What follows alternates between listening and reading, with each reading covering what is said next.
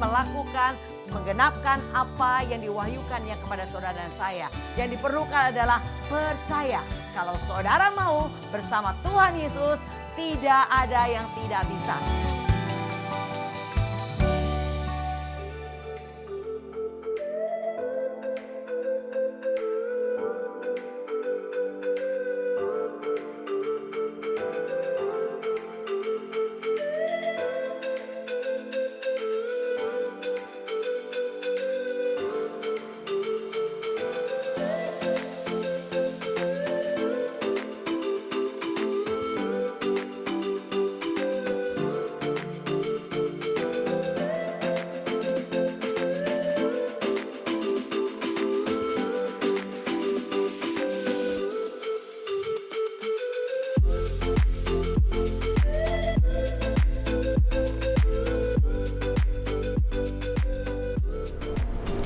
Shalom sahabat Berobos, selamat jumpa kembali bersama GOB Generation of Breakthrough. Hari ini saya akan bawakan satu tema, meneladani keteguhan Kristus. Sebelumnya mari kita satukan hati berdoa. Tantinya kami naikkan syukur kepada Tuhan untuk kembali kesempatan yang Tuhan berikan untuk kami menerima kebenaran firman-Mu. Ajar kami mengerti isi hati-Mu Tuhan, agar kami tidak terombang-ambing dengan dunia ini. Berbicara Tuhan, kami siap mendengarkan. Dalam nama Tuhan Yesus, haleluya, amin. Sahabat Berobos, bacaan kita dari Matius 16 ayat yang ke-24 dan 25. Lalu Yesus berkata kepada murid-muridnya, setiap orang yang mau mengikut aku, ia harus menyangkal dirinya, memikul salibnya dan mengikut aku. Karena barang siapa mau menyelamatkan nyawanya, ia akan kehilangan nyawanya. Tetapi barang siapa kehilangan nyawanya karena aku, ia akan memperolehnya. Ya saudara, apa yang kita baca tadi, pemberitahuan Yesus tentang penderitaan yang akan dialami setiap kita yang mau mengikut Yesus. Ya saudara, setelah ada pengakuan murid-murid bahwa ia adalah Mesias, bukan sibuk dengan kekuasaan, Sang Mesias justru mengajarkan tentang resiko yang harus dihadapi dalam kepemimpinan dan pelayanannya. Nah saudara, kita belajar dari keteladanan bagaimana ketetapan hati Kristus itu tampak di dalam ajaran yang diberikannya kepada kita dari sikap dan tindakannya. Saudara, kita mau belajar dari teladan keteguhan Kristus pada hari ini ya saudara. Dan itu diimpartasikan kepada kita. Yaitu berbicara bahwa setiap orang yang mau ikut aku, ia harus menyangkal diri, memikul salib dan mengikut aku. Ini syarat pertama dalam mengikut Yesus. Tuhan sudah beritahu kepada kita apakah kita siap untuk kita mengikuti Yesus. Kenapa? Karena kita harus belajar sangkal diri. Sangkal diri artinya saudara mau marah, Tuhan bilang berhenti marah, tinggalkan panas hati. Ya, itu hanya membawa pada kejahatan. Jadi kita harus tahan, gak boleh marah saudara. Kita maunya kalau dimaki balas dengan maki. Tapi Tuhan bilang kalau dimaki kau harus berkati orang yang maki. Nah ini adalah sangkal diri. Pikul salib setiap hari. Kalau dikatakan Matius 6 ayat ke-34, kesusahan sehari cukuplah sehari, besok ada kesusahannya lagi. Nah saudara, itulah pengiringan kita kepada Tuhan. Tapi kita percaya di balik setiap masalah, di balik setiap tantangan, ujian, pencobaan, di situ Tuhan menyatakan dirinya sebagai pribadi yang punya kuasa yang hebat, menjadi penolong yang dahsyat. Yesus adventure kita. Yesus adalah superhero buat kita. Nah saudara, hanya perlu berseru kepada Tuhan dan lihat pertolongannya yang tidak pernah terlambat.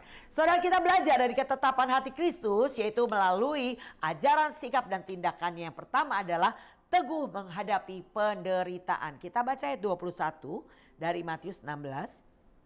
Sejak waktu itu Yesus mulai menyatakan kepada murid-muridnya bahwa ia harus pergi ke Yerusalem dan menanggung banyak penderitaan dari pihak tua-tua, imam-imam kepala dan ahli-ahli Taurat, lalu dibunuh dan dibangkitkan pada hari ketiga. Ya, itu yang dikatakan atau dinyatakan oleh Yesus kepada murid-muridnya, bahwa ia harus pergi ke Yerusalem dan menanggung banyak penderitaan saudara. Nah, penderitaan itu adalah hal yang jika mungkin dihindari kita semua ya saudara. Semua kita pasti gak mau yang namanya penderitaan. Namun Yesus mengajar bahwa penderitaan adalah bagian hidup yang harus dihadapi. Seperti apa yang dikatakan Mazmur 34 ayat 20, kemalangan orang benar banyak, tetapi Tuhan melepaskan dia dari semuanya itu. Dan bahkan di Kisah Rasul 14 ayat ke-22 dikatakan bahwa untuk masuk kerajaan Allah kita harus mengalami banyak sengsara. Dan paling jelas 2 Timotius 3 ayat 12 dikatakan, memang setiap orang yang mau hidup beribadah di dalam Kristus Yesus akan menderita aniaya. Wah, semua itu bukan hal yang enak saudara, dan itu adalah syarat dalam mengikut Yesus, dan itulah yang akan kita hadapi. Nah, Tuhan ajarkan kepada kita bahwa penderitaan adalah bagian hidup yang harus dihadapi. Nah, makanya saudara mau ikut Yesus atau tidak?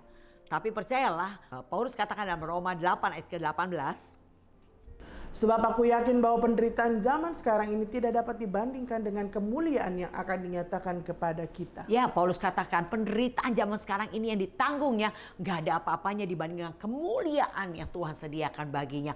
Paulus sangat yakin sehingga ia rela menanggung begitu banyak bahaya-bahaya, begitu banyak mengalami penderitaan, aniaya dan kesakitan saudara dihadapinya. Karena dia yakin bahwa penderitaannya dialami ini gak ada apa-apanya, tidak sebanding dengan kemuliaan yang Tuhan sediakan.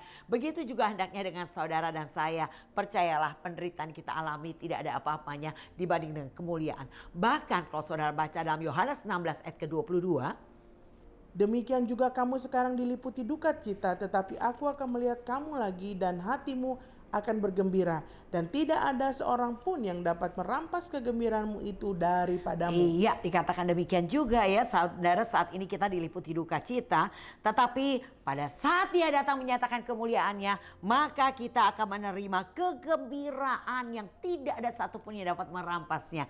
Artinya ada sukacita besar yang kita akan alami ketika Yesus datang menjemput kita semuanya.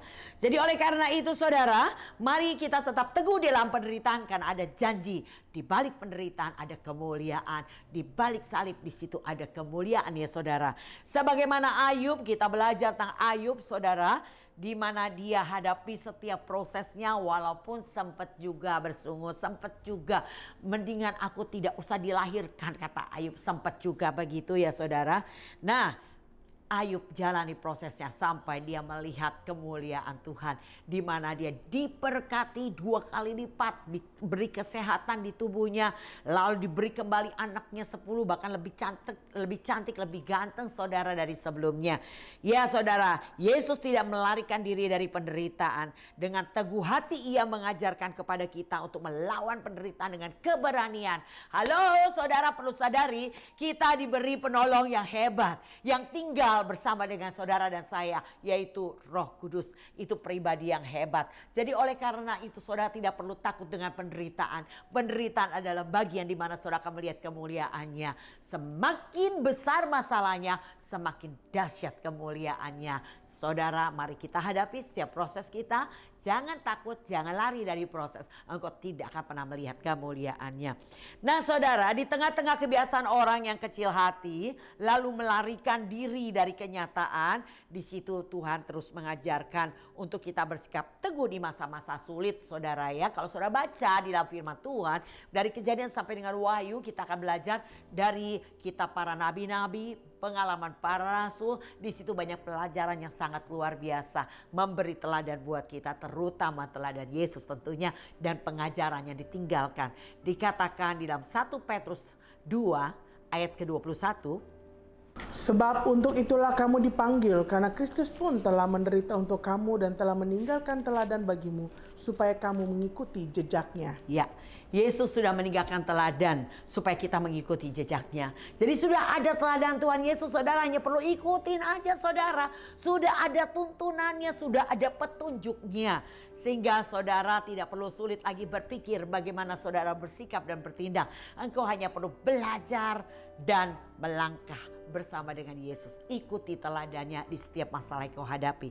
Jadi apa yang dialami kita hari ini itu semua sudah dialami oleh Yesus saudara. Saudara tinggal mengikuti bagaimana dan sikap apa yang dilakukan olehnya. Bukan hanya diajarkan, tapi dia melakukan apa yang diajarkan itu.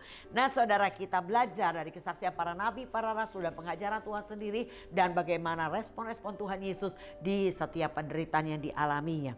Oke, yang pertama adalah teguh menghadapi penderitaan. Yang kedua, teguh melawan kuasa setan. Kita baca dari Matius 16 ayat yang ke-23. Maka Yesus berpaling dan berkata kepada Petrus, "Nyala iblis, engkau suatu batu sandungan bagiku, sebab engkau bukan memikirkan apa yang dipikirkan Allah, melainkan apa yang dipikirkan manusia." Ya saudara, Yesus juga mengajarkan bahwa setan adalah pihak yang selalu berusaha menggagalkan rencana Tuhan dengan segala upaya. Saya percaya rencana Tuhan buat saudara dan saya adalah damai sejahtera, bukan kecelakaan dan hari depanmu yang penuh harapan. Iblis selalu berusaha menggagalkan rencana Tuhan buat hidup saudara, yaitu dengan mencuri damai sejahtera saudara, dengan menghentikan masa depan yang penuh harapan alias madesu, masa depan suram. Itu yang iblis mau lakukan. Oleh karena itu saudara, jangan beri kesempatan iblis menguasai hati dan pikiranmu, tetapi biarlah Tuhan yang berkuasa atas hidup saudara dan saya. Sehingga Tuhan yang berkuasa atas saudara, dia akan memimpin saudara ke jalan yang memberi damai sejahtera dan memberi hari depan yang penuh harapan. Apakah dengan mengikut Tuhan lalu saudara tidak mengalami masalah? Apakah saudara dengan mengikut Yesus saudara tidak mengalami penderitaan? Oh, bukan begitu maksudnya. Saudara tetap akan mengalami masalah, ujian, pencobaan, goncangan dalam hidup saudara. Tapi dengar saudara, yang harus kita lakukan adalah ikuti apa yang diajarkan oleh Tuhan Yesus. Oleh karena itu saudara dan saya, mari berikan hidupmu menjadi seorang murid yang excellent. Jadilah murid yang baik, di mana engkau ditanam Tuhan di gereja lokalmu dan maksimal engkau belajar di sana. Di situ saudara akan diajar, dimuridkan, ditegur, diingatkan, diberi kesempatan untuk praktek. Kalau salah saudara akan kembali diingatkan, diluruskan kembali. Itu adalah gereja lokal sebagai sekolah kehidupan saudara. Jadi yang diperlukan, yang kita harus lakukan adalah, mari saudara kita teguh melawan kuasa setan. Jangan membuka kesempatan untuk iblis masuk dalam hidupmu. Yaitu mulai menyimpang dari jalan-jalan Tuhan. Engkau mulai bersandar pada pikiranmu sendiri. Engkau mulai mengurangi. Engkau mulai marah dan kecewa. Shalom saudara, Tuhan memberikan janji damai sejahtera pasti akan terus ada pada saudara. Yesaya 48 ayat 18 dikatakan demikian. Sekiranya engkau memperhatikan perintah-perintahku, maka damai sejahteramu akan seperti sungai yang tidak pernah kering, dan kebahagiaanmu akan terus berlimpah seperti gelombang-gelombang laut yang tidak pernah berhenti. Ya, sekiranya engkau memperhatikan kebenaran. Jadi kalau kita memperhatikan ketetapan Tuhan, maka kita punya damai yang tidak akan ada yang bisa mencurinya. Kita akan punya kebahagiaan yang terus melimpah. Jadi oleh karena itu saudara, hidup dalam kebenaran itu tuntunan yang harus kita ikuti saudara. Oleh karena itu kita harus rajin belajar dan praktekkan di setiap kesempatan. Yaitu ketika masalah ada di depanmu, itu adalah ujian yang Tuhan izinkan untuk kau berpikir bagaimana engkau menjawab atau meresponinya. Jadi oleh karena itu saudara, kita harus teguh melawan kuasa setan. Saudara harus tahu ketika kau kehilangan damai sejahtera berarti setan sedang bermain dalam pikiranmu, di dalam hatimu. Segera peperangan rohani. Saudara segera lawan kuasa setan dengan perisai iman. Perkatakan firman sebagai pedang roh yang akan membuat iblis pergi daripadamu. Tuhan terus melatih saudara dan saya untuk menjadi pelaku firman Tuhan melalui setiap masalah-masalah yang ada di depanmu. Sebetulnya Tuhan sedang melatih kita agar kita sampai ke level mahir. Level mahir artinya saudara tidak kena sedikit pun panah api si jahat. Tidak ada yang nancap yang membuat saudara kehilangan damai sejahtera. Tidak ada yang nancap yang membuat saudara merasa kecewa dan sakit hati. Tapi saudara selalu berkata, puji Tuhan, haleluya. Ya, gaya hidup kerajaan surga sedang Tuhan latih buat kita semua. Karena saudara dan saya adalah target Tuhan untuk kita masuk kerajaan surga. Ya, saudara, targetnya Tuhan untuk kita masuk surga. Maka ketika engkau salah, Tuhan tegur saudara. Ketika engkau keras hati, Tuhan hajar saudara. Ketika engkau bebal, Tuhan sesah saudara. Tapi itu lebih baik. Karena engkau berarti masih dikasih Tuhan. Kalau masih ada teguran, kalau masih ada hajaran, kalau masih ada sesah, berarti kau masih diperdulikan oleh Tuhan. Engkau masih dikasih Tuhan. Tapi kalau sudah dibiarkan, itu lebih mengerikan. Karena kau sudah tidak dianggap anak lagi, kau sudah dibiarkan. Mau datang ibadah atau tidak, mau pelayanan atau tidak, engkau dibiarkan. Dan itu lebih ngeri daripada engkau terima teguran, dihajar, bahkan disesah. Mari kita belajar, relakan hati dan bertobat. Itulah respon sebagai murid Tuhan. Seorang murid tidak selalu mendapat nilai 100. Tapi kadang mungkin ia mendapat nilai yang jelek saudara. Tapi seorang murid pasti akan belajar lebih baik lagi. Dan bahkan guru pasti akan membantu untuk ikut pelajaran tambahan, untuk diberi kesempatan remedial, ya guru akan selalu memberi kesempatan selama masih ada kesempatan. Tapi saudara dengar, ada satu waktu di mana engkau tidak punya kesempatan. Ketika guru sudah mencatat nilai di rapotmu, maka nilai itu tidak bisa diubah. Tetapi sebelum nilai itu tercatat, kau masih bisa berkata kepada bu guru atau pak guru, saudara, beri kesempatan saya remedial untuk memperbaiki nilai. Guru pasti akan memberi kesempatan. Jadi oleh karena itu saudara, kita belajar dalam ayat tadi bahwa ketika kelihatannya tawaran setan dengan memakai Petrus itu baik supaya Yesus tidak mengalami penderitaan. Tetapi itu dilawan Yesus dengan tegas. Enyak kau iblis, begitu dikatakan. Karena dikatakan, "Enyalah iblis, engkau suatu batu sandungan bagiku, sebab engkau bukan memikirkan apa yang dipikirkan Allah, melainkan apa yang dipikirkan manusia." Seringkali manusia bersandar pada pikirannya sendiri. Dipikirnya jalan yang ditempuh adalah jalan yang lurus, padahal ujungnya jurang maut. Jadi oleh karena itu jangan bersandar pada pikiranmu sendiri, saudara. Maka engkau perlu gembala, engkau perlu mentor. Dia akan membimbing menuntunmu sampai kepada tujuan yang sesungguhnya. Karena seringkali kita bersandar pada pikiran sendiri. Oleh karena itu saudara, engkau hanya perlu taat. Taat kepada pemimpinmu. Ketika engkau taat, engkau akan sepakat unity. Maka kita akan lakukan banyak perkara-perkara besar. Nah, inilah yang Tuhan Yesus ajarkan untuk kita tidak kompromi terhadap tawaran setan. Sekalipun hal itu bisa membawa kepada keuntungan pribadi. Tapi kalau kita tahu itu bukan datang dari Tuhan, segera engkau menjauh daripadanya. Jangan saudara mulai berpikir, benar gak ya? Nah, saudara tahu apa yang membuat Hawa akhirnya memakan buah yang dilarang oleh Tuhan untuk dimakan. Yaitu ketika dia mulai berpikir. Pada saat Hawa berdiri di dekat pohon itu. Dan dia mulai berpikir, kenapa aku tidak boleh makan buah itu? Maka iblis mengambil kesempatan dan berkata, "Hawa, Hawa, bukankah semua buah dari pohon ini tidak boleh kamu makan?" Dan Hawa berkata, "Oh salah, bukan begitu. Boleh aku makan, cuma satu yang tidak boleh aku makan. Karena ketika aku makan, maka aku mati." Wah, iblis tahu itu adalah kesempatan. Dia tahu ternyata yang membuat Hawa bisa mati adalah kalau makan buah itu. Maka ular itu berkata kepada Hawa, "Yang mana? Itu buahnya." Iblis mulai membujuk dengan kata, "Enggak begitu sebetulnya. Kalau kau makan buah itu, kau akan jadi seperti Allah." Nah, akhirnya Hawa tergoda. Oleh karena itu saudara, sudah, kalau apa yang Tuhan katakan tidak, jangan kau bertanya kenapa tidak. Ya tidak saudara. Jadi mari kita menjauh dari apa yang Tuhan katakan jangan. Engkau lakukan, tapi manusia seringkali penasaran, kenapa nggak boleh? Kalau dibilang kamar ini tidak boleh dibuka, ya pasti penasaran ada apa di kamar itu. Mulai penasaran, pengen ngintip, pengen tahu saudara. Bukankah itu sikap dasar manusia? Tapi kita mau belajar hari ini, saudara saya kita berbeda. Karena kita sudah dipanggil dan pilih oleh Tuhan. Satu yang harus kita pertahankan yaitu setia. Jadi oleh karena itu saudara, taat, tunduk, setia kepada Tuhan, itu yang harus kita lakukan. Jadi nggak usah bertanya-tanya, kalau Tuhan bilang jangan, ya jangan saudara. Ya jangan coba-coba. Tahukah saudara kenapa seorang akhirnya jatuh di dalam narkotika, kecanduan bahkan. Kenapa? Penyebabnya pasti mulai dengan coba-coba. Saya nggak bakal kecanduan. Saya coba sekali, saya pasti nggak akan kecanduan. Nah, mulainya dari coba sedikit. Jadi oleh karena itu saudara, dengarlah, iblis selalu berkata mulai dari hal yang kecil. Ketika kau taat kepada perintahnya dari hal yang kecil, maka engkau akan dipercayakan perkara lebih besar. Itu kejahatan yang membuat engkau sampai kepada kebinasaan. Jadi mulai dari hal kecil. Apa hal yang kecil saudara? Kalau di dalam komunitas pemuritan GOB, excellent itu ada 5.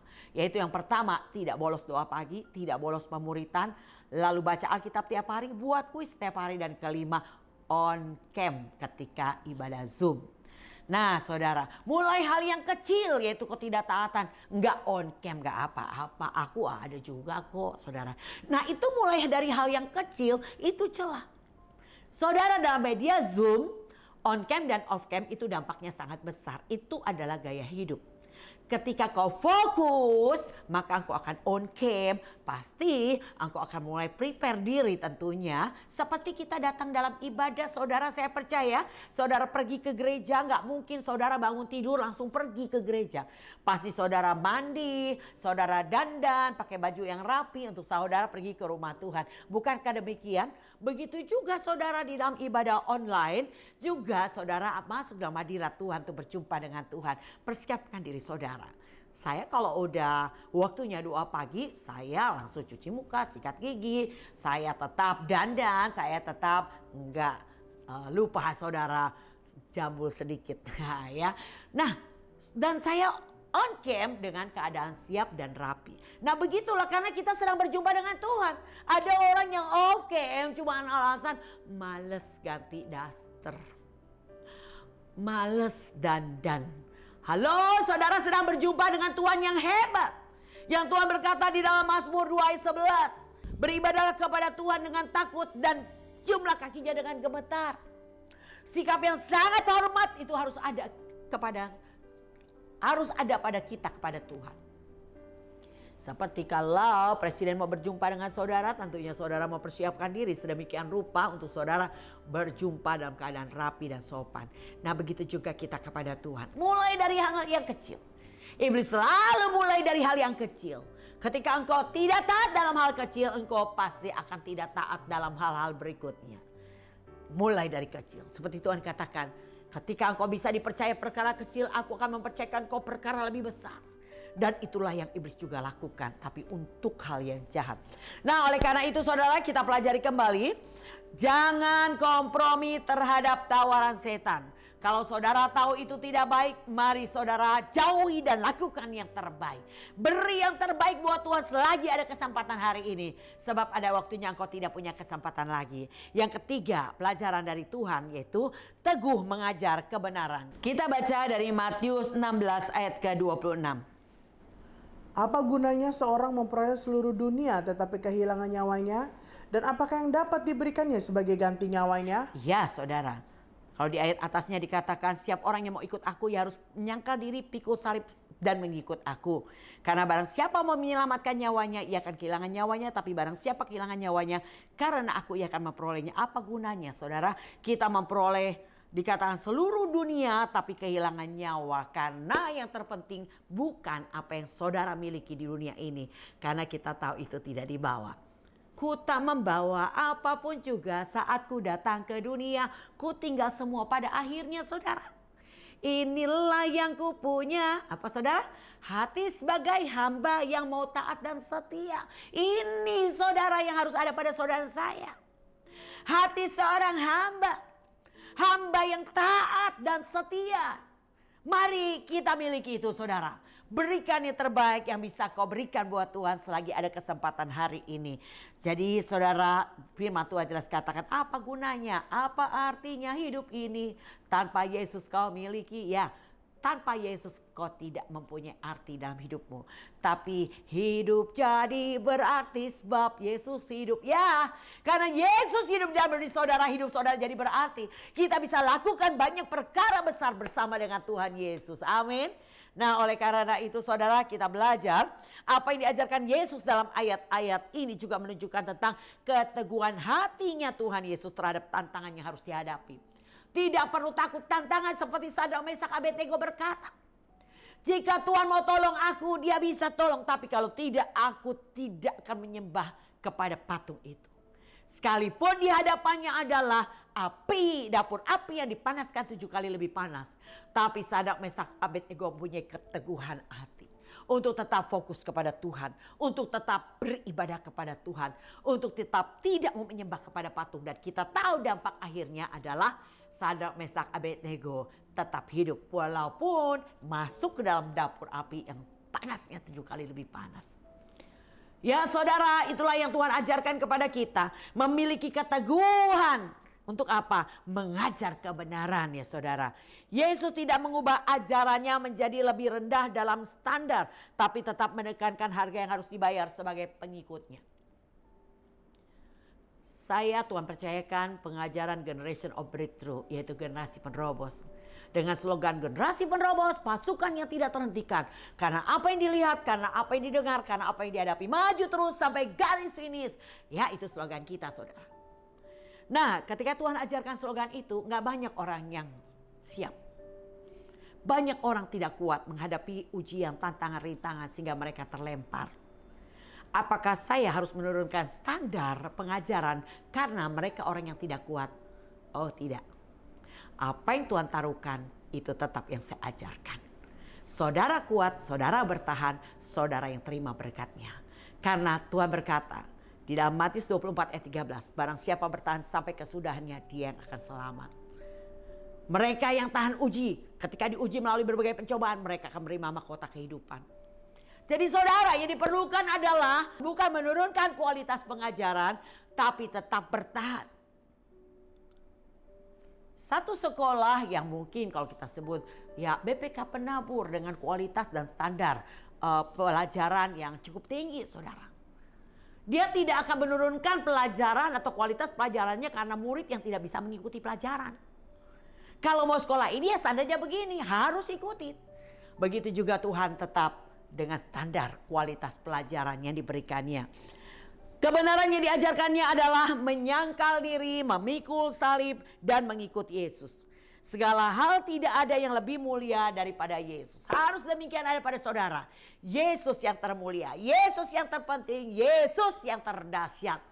Jadi apapun yang kau hadapi, apapun kau alami, datanglah kepada Yesus. Dia sanggup menolongmu, dia sanggup menyelesaikan masalahmu.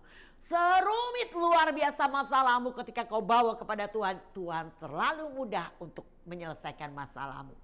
Jadi engkau harus ada di pikiranmu hanya Yesus, Yesus, Yesus, Yesus dan Yesus. Amin. Karena dia adalah sumber segalanya. Percayalah saudara, Yesus yang kita sembah adalah Tuhan yang hidup. Dia ada. Dia pribadi yang lembut dan dia mau menolong. Dan selalu mau menolong saudara yang mau berseru kepadanya. Jika ada masalahmu, tersungkurlah kepada Tuhan. Ketika masalahmu sangat berat, haraplah kepada Tuhan, setelah itu beres. Percayalah Tuhan akan menyelesaikan dengan caranya. Mazmur 37 dikatakan ayat 5. Serahkan hidupmu kepada Tuhan dan percayalah Tuhan yang akan bertindak menolong dan menyelesaikan setiap masalah saudara dan saya. Demikian sahabat Penobos, biarlah kita tetap kuat di dalam Tuhan. Kita belajar hari ini bagaimana meneladani keteguhan Kristus. Ia teguh dalam menghadapi penderitaan. Ia teguh melawan kuasa setan. Dan ia teguh mengajar kebenaran. Ya saudara, biarlah itu juga menjadi pelajaran yang harus kita ikuti. Tetaplah teguh di tengah penderitaan apapun. Jangan imanmu menjadi goyah. Jangan engkau mengurangi atau kau mengundurkan diri dari apa yang baik kau lakukan. Dan saudara harus dengan teguh melawan kuasa setan. Jangan biarkan iblis ambil kesempatan di dalam setiap masalahmu. Demikian juga teguhlah tetap mengajarkan kebenaran. Demikian sahabat Penobos, kuat dan teguh di dalam Tuhan. Saya akan berdoa buat sahabat Penobos. Terpujilah nama Tuhan, Kau yang mengajarkan keteguhan hati seperti apa yang Yesus sudah alami dan ajarkan buat kami. Mampukan kami melakukannya agar kami tetap teguh di tengah penderitaan kami hadapi. Kami tetap teguh melawan kuasa setan dan kami tetap teguh dengan pengajaran yaitu kebenaran demi kebenaran-Mu. Terpuji nama-Mu, dalam nama Tuhan Yesus kami naikkan syukur kami, haleluya, amin. Demikian sahabat Penobos, tetap kuat di dalam Tuhan. Saya tetap mengundang sahabat Penobos untuk ikut ambil bagian di dalam komunitas pemuritan GOB. Kita akan terus belajar menjadi penerobos sampai garis akhir. Silakan saudara catat nomor di bawah ini, katakan saya rindu bergabung dan saya akan kasih link Zoom buat saudara. Saudara yang sudah ketinggalan beberapa pelajaran demi pelajaran, silakan saudara bisa masuk di dalam link YouTube kami, yaitu ketik sahabat penerobos. Saudara boleh mendengar pengajaran-pengajaran yang saudara tidak ikuti beberapa waktu ini. Tuhan Yesus memberkati. Salam GOB.